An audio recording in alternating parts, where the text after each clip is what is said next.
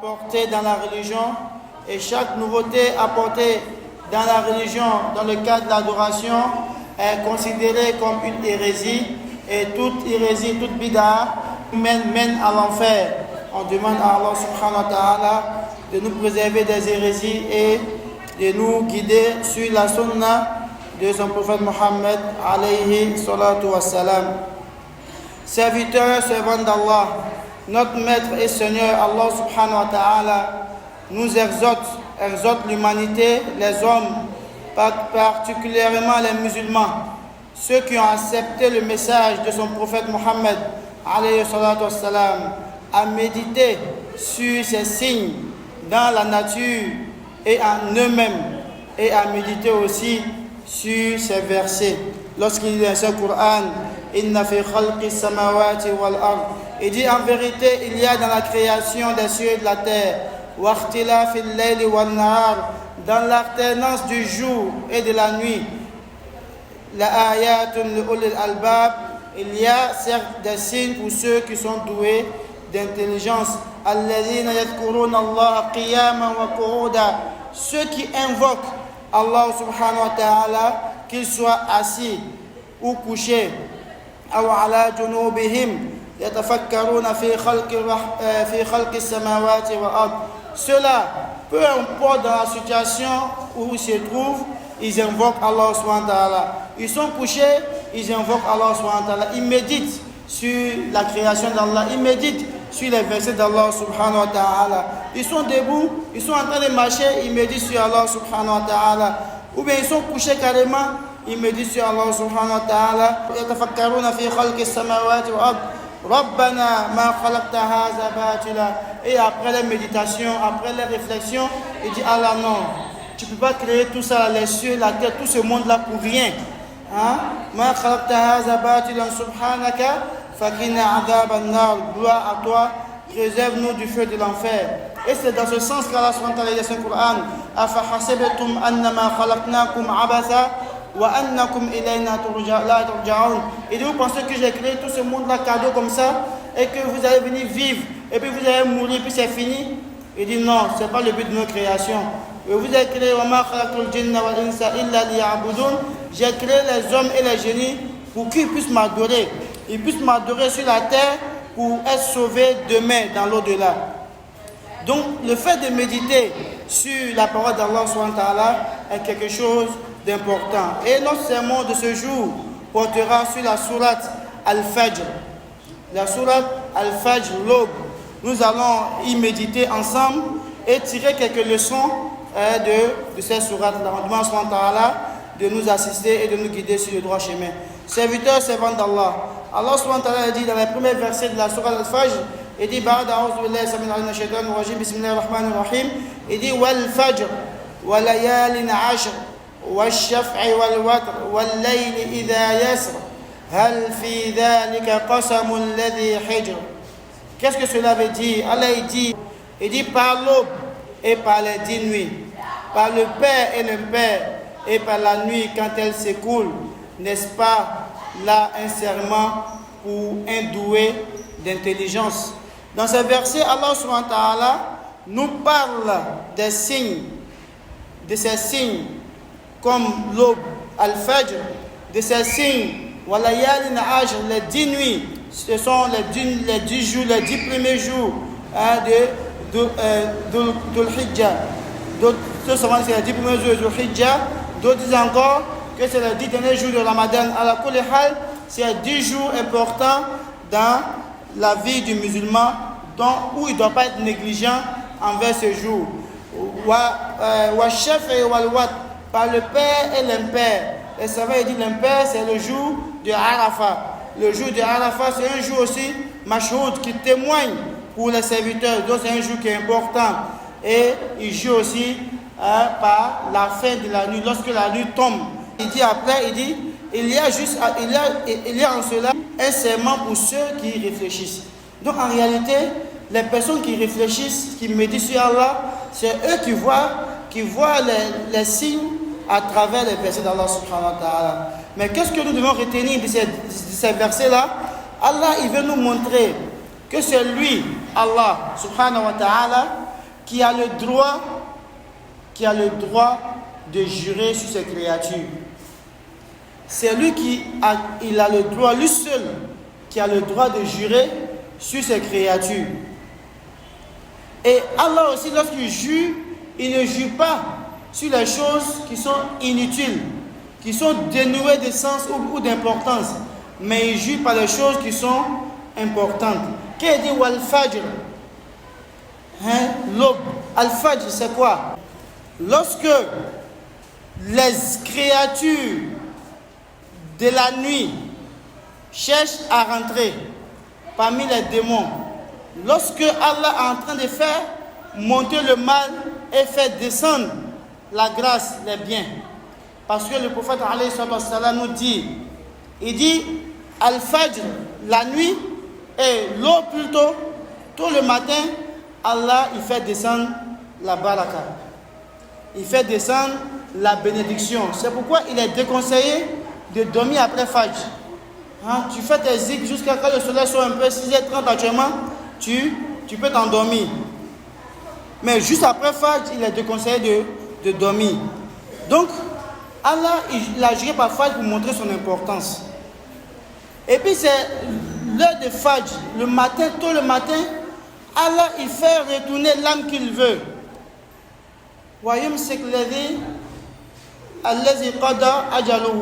Et il retient l'âme que son heure est arrivée. On dort tous la nuit. Matin, il y a d'autres qui se réveillent. D'autres ne se réveillent pas. Mais nos âmes sont tous parties chez Allah là-bas. Donc c'est un signe. Et c'est pourquoi quand tu lèves le matin, il faut faire quoi? Il faut remercier Allah. Alhamdulillah, tu as fait retourner mon âme, tu pouvais garder. Donc c'est un signe majeur, un signe très important à ne pas être négligent envers cela, l'heure de Fajr, car c'est très important. De cette sourate aussi, on a cette leçon-là qu'il est interdit pour la création, pour les hommes, de jurer sur les créatures. Comme on a dit, c'est Allah seul qui peut jurer sur ses créatures. Al-Fajr, c'est un moment. C'est la créature d'Allah subhanahu wa ta'ala. Walayalin ashr, c'est des jours. C'est la créature d'Allah subhanahu wa ta'ala. Walayli, c'est les jours. C'est des moments de la journée, de la nuit. Donc Allah peut jurer sur ça. Mais l'homme ne peut pas jurer sur l'aube. L'homme ne peut pas jurer sur la nuit. L'homme ne peut pas jurer sur son papa. Je jure sur la tête de mon père. C'est interdit en islam. Le musulman ne fait pas ça. Le musulman ne jure pas sur la tombe de son père ou de sa mère pour montrer qu'il dit la vérité. C'est interdit. C'est un péché. Si tu veux jurer, il faut jurer par Allah subhanahu wa ta'ala. Et ça relève même du kufr, de la mécréance. Si tu accordes sincèrement de l'importance à la chose que tu jures, par laquelle tu jures, ou par laquelle tu jures. Si tu penses que la tombe de ton père a tellement d'importance plus que Allah, alors tu n'es plus musulman. Mais si tu jures que la tombe de tes ancêtres, tu jures par exemple que tu viens voir les gens jurer, Neni Fatche, Neni Bamso, tu jures comme ça, Amma Foya Dabla. Nous frère Kali, Allah trompe les camps. À quelqu'un, Allah leye, Masaba, avec Kali, à d'enfant au camp. Parce que Allah est d'enfant trié. Avec fin qui fait une cardia. Il n'a pas de compte à rendre à quelqu'un. Mais à quoi n'a pas la Kali? Avec Kali, ni à la camp, à quand la Kali à Fakan, à quand la Kali à Bamso camp, à quand la Kali, fin de la camp, Mitalaï. Ni Kake. Et puis, il dégaine la co, et bien qu'elle a fait une camp. Au fin qu'a fait ça, ou bien au fin d'Alabé, au fin de fin qu'elle a fait une camp, il a fait là. Mais ni pas fola la da boulema, ama funyene, ito malo, ito be kada alama, ni be kalibe kal alaka. Ali tila sallam, moi te kal tila kan. Ita faut ni tila, on ne joue pas sur le prophète. On ne joue pas sur le prophète. Le prophète n'est pas là pour être juré sur lui. Mais il est venu pour qu'il soit écouté et suivi. Au début, il a cru qu'à Tila Bounia. Tila maintenant, pour qu'il me kaliakan, mais ananale, pour qu'il me se kalame, avec la mille fois, avec la Tila mille fois, qu'à trois corps. Donc, ni aya là, à la base, il y en a quoi, avec l'imprimer à Kali, à Dafinkan, mais Dafinkan à Kali, à Dafinkan. Aussi, dans ce verset, Allah nous montre qu'il y a dans ces signes ceux qui réfléchissent sur l'aube, sur l'importance des 10 nuits et autres, sont ceux-là qui sont des personnes qui sont intelligentes. Des personnes qui prêtent attention aux signes d'Allah subhanahu wa ta'ala. Et Allah il continue pour dire dans la sourate Al-Fajr, il dit Alam tara kayfa fa'ala rabbuka bi'ad irama zati al-imad allati lam yukhlaq mithluha fil bilad wa thamud alladhina jabu as-sakhra bil wad wa fir'auna zil awtad alladhina taghaw fil bilad fa aktharu fiha al-fasad. Allah il dit par la suite, n'as-tu pas vu comment ton Seigneur a agi avec les Had, avec Imran, la cité à la colonne remarquable, dont jamais pareil ne fut construite parmi les villes, et avec les Thamoud qui taillaient les rochers dans les vallées, ainsi qu'avec Pharaon, l'homme aux épieux. Tous étaient des gens qui transgressaient dans leur pays. Ils avaient commis beaucoup de désordres. Donc Allah, ton Seigneur, déversa sur eux un fouet de châtiment, car ton Seigneur demeure aux aguets. Dans ce passage, Allah subhanahu wa ta'ala, il nous conte l'histoire des rois, des civilisations qu'il avait spécifiées par la création, qu'il avait gratifiées par la fortune, mais qui ont été châtiés pour leur transgression, pour leur ingratitude envers Allah subhanahu wa ta'ala. Et comme leçon que nous pouvons tirer encore de ce passage, de ce deuxième passage, on retient que Allah n'aime pas les transgresseurs. Inna Allah la yuhibbu al-mufsidin. Il n'aime pas les transgresseurs, il n'aime pas les ingrats. Al-Kafirin, il n'aime pas les ingrats. Après que Allah t'ait tout donné, toi tu trouves la force de désobéir. Alors sache que Allah, il est aux aguets. Allah, il te surveille. Et lorsqu'il va te saisir, il faut savoir que la saisie de ton Seigneur est due. Alim, Shadid. La saisie de ton Seigneur est dure et douloureuse. Il nous dit que les gens sont passés avant nous, comme Mu'ad, Thamoud, Pharaon. Il dit tout cela, je les ai accordé beaucoup de bienfaits. Il y a des civilisations parmi eux, il y avait des hommes parmi eux. Ils ne mettaient pas fondation pour faire maison. Les fondations là, c'était une montagne. Ils vont directement dans la montagne, ils vont tailler, faire les maisons dedans. Et quand tu regardes beaucoup les chaînes de géographie et autres histoires, tu vas voir dans un désert comme ça, des montagnes, c'est sculpté. Il y a tête, il y a tout ce que tu peux imaginer comme maison. Mais cela montre les forces. Quand tu vas en Égypte, tu vois les pyramides d'Égypte, c'est taillé. Il y a des grottes, il y a des tunnels, il y a le sous-sol, tout ça. Mais tout ça, c'est dans les grottes. Et quand tu regardes les matériaux qui ont été utilisés pour faire ces maisons-là, tu te dis subhanallah. Même actuellement, on ne peut pas prendre ça. Des hommes, il n'y a pas de machine, il n'y a pas des trucs. Ceux qui sont dans la construction, ils connaissent. Il n'y a pas tout ça. Mais ils arrivent à construire les maisons. Et les maisons ont résisté au temps jusqu'à aujourd'hui. Donc cela nous montre la valeur, la baraka qu'il y a la mis dans ces personnes. Mais elle dit quoi? Malgré tout ça, ils ne m'ont pas reconnu. Au Malali alala. N'a kobokoye. Oluwa bon tobe kuru le kono. On dit quand même kuru fonya be boya comment atese a kuru takata nai. Mais anu wa bon me du ko ni fonya boya na be tolita. Ani du ko mara bon me jigi. Bon ni fonya so amake kanya abe jigi. Mais au premier to là. O tobe fenke femi ka dia pa ke fanga bo là. Allah ka nafolo di doma jusqu'à présent Muhammad sura mi ka on a fotro so mais atrima son ka limani alama Allah ko dinga mun ko la il dit Allah il les a envelis, il les a détruits. Allah les a détruits pour leur transgression. Il dit inna rabbaka labil mirsad fasabba alayhim. Allah a déversé sur eux le châtiment. Il y a d'autres, Allah a pris par un cri.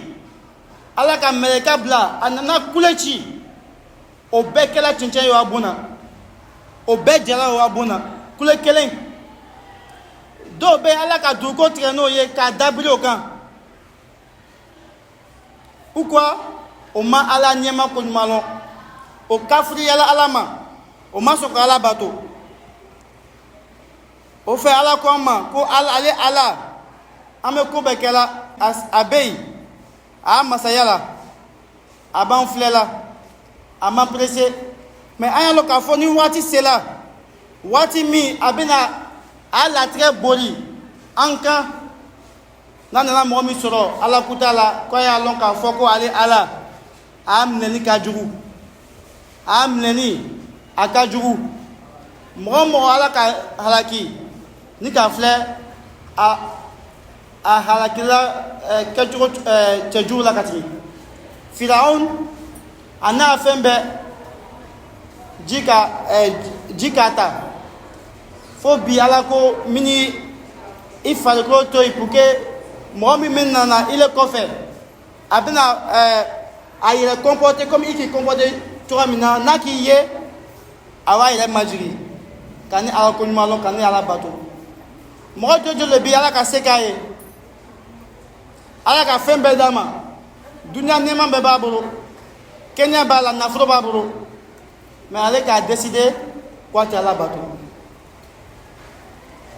ama keslama ye mo jojo le be ala ka dunia nema be kaye ale ka décidé avec slama ye mais mari avec slama ye ale bina slama ya ke wati la ni juma sela ale be selike ni juma te sel ko ta le programme na ni sungalo sela ale be sungalo do ni sungalo ma se ala ko ta le programme na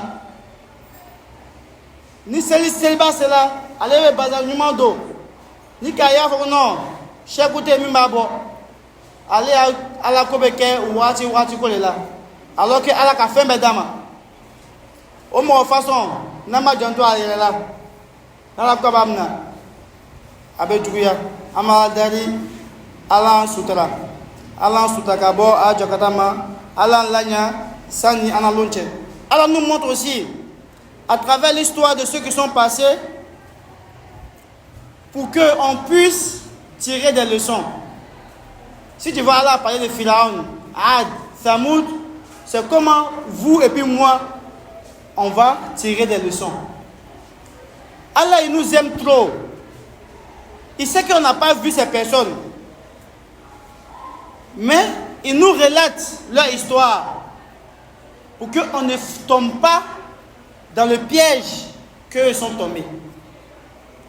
Allah veut que nous tous on rentre au paradis. Mais malgré ça, il y a beaucoup parmi nous qui ils ne veulent même pas sentir l'odeur du paradis. Donc ces histoires-là, eux, ils disent quoi? Asatirul awwalin.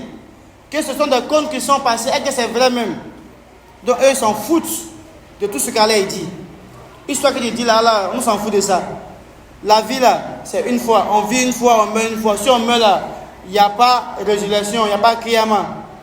On demande à ce moment de nous guider. Et Allah aussi dit dans le troisième passage, فَأَمَّا الْإِنسَانُ إِذَا مَبَتَلَاهُ رَبُّهُ فأكرمه ونعمه فيقول ربي أكرمن وأما إذا ما ابتلاه فقدر عليه رزقه فيقول ربي أهانن كلا بل لا تكرمون اليتيم ولا تحاضون على طعام المسكين وتأكلون التراث أكلا لما وتحبون المال حبا جما. Dans ce troisième passage, il dit quoi? Il dit, quant à l'homme, lorsque son Seigneur l'éprouve en l'honorant et en le comblant de bienfaits, il dit, mon Seigneur m'a honoré. Mais par contre, quand il éprouve, en lui restreignant sa subsistance, il dit, mon Seigneur m'a avili. Mais non, c'est vous plutôt qui n'êtes pas généreux envers les orphelins, qui ne vous incitez pas mutuellement à nourrir les pauvres, qui dévorez l'héritage avec avidité féroce et aimez les richesses d'un amour sans borne, d'un amour ardent.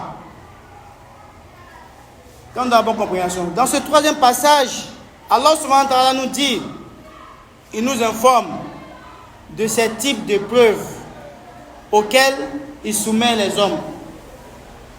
Allah nous montre les différentes épreuves qui mènent sur les gens. Allah va y avoir la jarabi qualité mime aba bodla a dafonka. Allah ko mo do be nala kale la jarabi ni nafroe aka nafro dama avec quand on va Allah ne tire Allah vraiment il même ne ka jala akanidia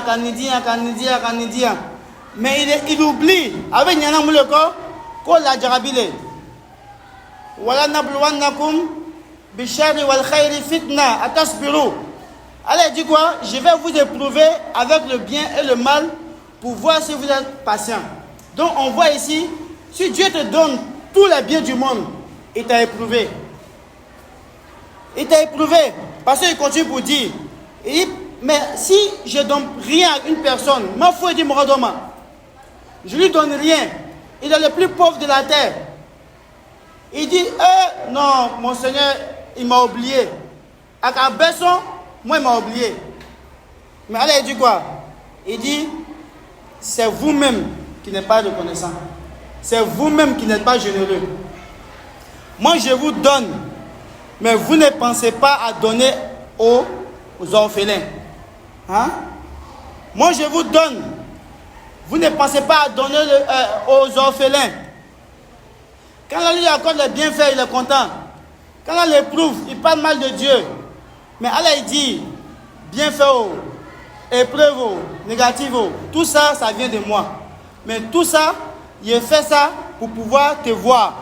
Pour voir comment tu vas faire. Est-ce que tu as un bon à cela faire? Mais à la suite, il dit quoi? Il dit, c'est nous-mêmes, on est méchants. Allah nous montre nos méchancetés. La méchanceté de ceux qui l'ont comblé les bienfaits à l'endroit des orphelins et des personnes qui sont dans les besoins. Allah il montre les méchancetés à ces personnes. Tu as tout, tu ne penses pas aux pauvres. Tu ne penses pas aux orphelins. Tu ne penses aux orphelins, aux pauvres que durant le mois de Ramadan. Et même quand tu penses à ces pauvres-là, c'est un paquet de sucre et puis bonheur que tu vas lui donner. Il va boire avec quoi? Il va boire avec quoi? Il n'y a pas riz. Hein? Tu donnes sucre, tu donnes un diabète ou bien c'est quoi? Tu les vois dans la mosquée, ils viennent te donner sucre, ils vont te donner bonnet rouge. Ils vont manger avec quoi? On parle de ça parce que Ramadan est proche. Hein? Allah dit, vous êtes méchants, vous à qui il a donné les bienfaits. Il vous a honoré. Ne donnez plus le sucre aux pauvres, aux personnes qui sont auprès de vous. Ils ne veulent plus le sucre. Wallahi billah, si tu as payé un sac de riz de 25 kilos, avec huile, tu vas lui donner, c'est mieux que le sucre que tu as envoyé. Et puis, il faut convertir ce qu'elle est là. Il faut convertir en l'argent. Ça veut combien? Peut-être 1200 ou bien 1500. Tout Ramadan, un paquet de sucre avec un lait. Hein? Il est mieux pour toi de nourrir une personne dans Ramadan. Une personne dans Ramadan. Tu fais un budget, moi il y a 10 000. 10 000, donne ça à une seule personne. Au cas Fissa. Au cas Fissa, que tu as fait un paquet de sucre, 5 paquets de sucre, un bonnet rouge pour lui donner. Est-ce qu'il a eu à la maison? Tu ne sais pas. Est-ce qu'il a eu la maison? Tu ne sais pas. Est-ce que la lampe de charbon même? Tu ne sais même pas. Mais ils font semblant. Parce qu'il n'a pas fait, on dit qu'il n'a pas fait. On dit ça pour nous rappeler. À qui l'a dit? Parce que c'est nous qui sommes dans la mosquée. Tu viens voir, après Ramadan, tu tombes à la maison, imam la même. Ceux qui ont beaucoup comme ça. Tu as pris un sucre pour aller donner à quelqu'un, toi-même tu es gêné. Hein? Toi-même tu connais la situation, tu sais qu'il n'a pas. il est imam, lui a dit quoi? Les imams sont méchants, hein. On leur donne l'argent, on leur donne le lit, c'est ceux qui nous envoient. Alors que c'est faux.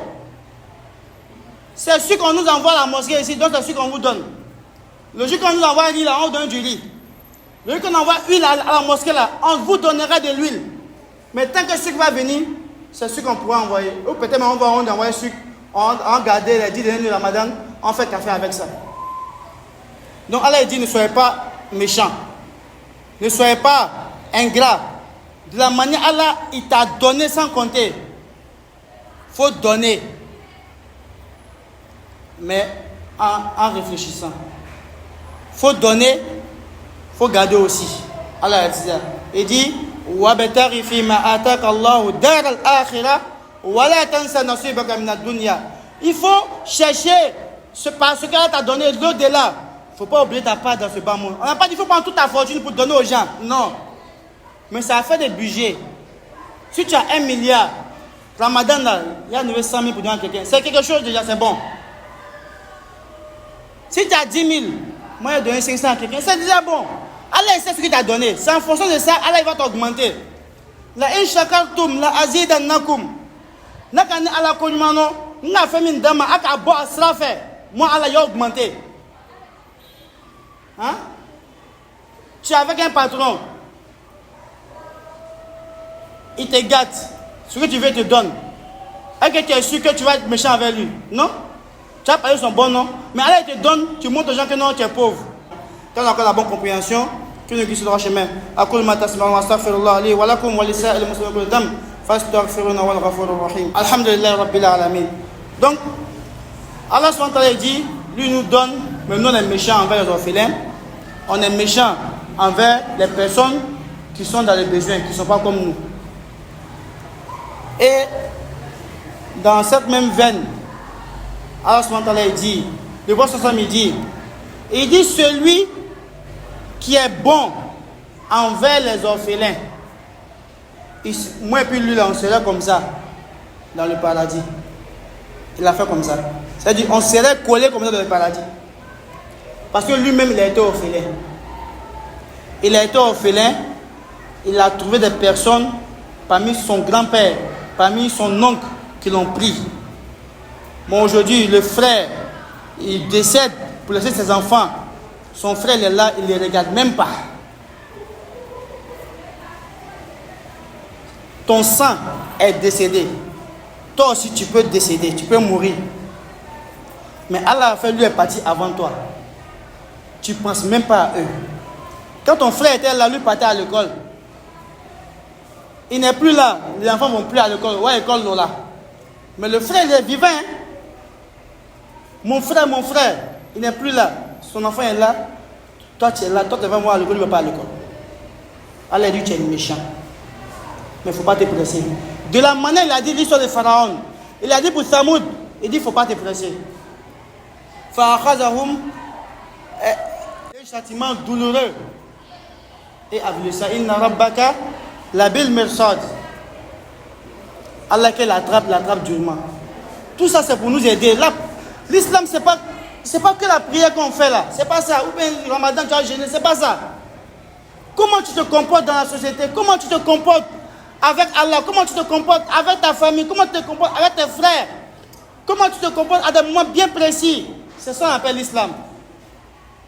C'est tout ça qui est l'islam. Un ensemble de dogmes, de croyances.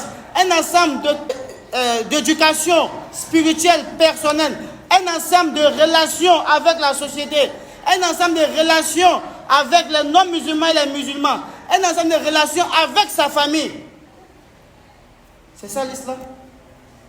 Mais si tu ne t'assois pas pour prendre le Coran, pour lire, pour méditer sur le sens, tu ne peux pas voir tout ça. Le Coran est là aujourd'hui en arabe. C'est en français. Arabe, français. Faut le Kul Wallahu Ahad. Ça veut dire quoi? Tu connais. Kul Yayyuhal Kafirun, ça veut dire quoi? Tu connais. Alam Nashrah, ça veut dire quoi? Tu lis en français. Juste en français. C'est tout ça qui va te donner la foi. Mais on dit quoi même? Donc on me sait que on m'a concentré, on n'est pas concentré. Fatia en ta colonne. Mais on a depuis ça ça va. Du début à la fin, on ne connaît pas. Aujourd'hui, on n'a pas besoin de pas dire Madrasa pour connaître ça. Tu sais lire en français, prends un Coran en français, à la français. Fatiha veut dire quoi? Il va bosser, c'est fini. Il faut prendre un temps après Fatiha. Tu lis le Coran en arabe, tu lis en français. Ni bel et bien du manière du Mohamed, mais on ne fait pas ça. Mais c'est quand c'est chaud, on met beaucoup de faïda encore. Demain faïda.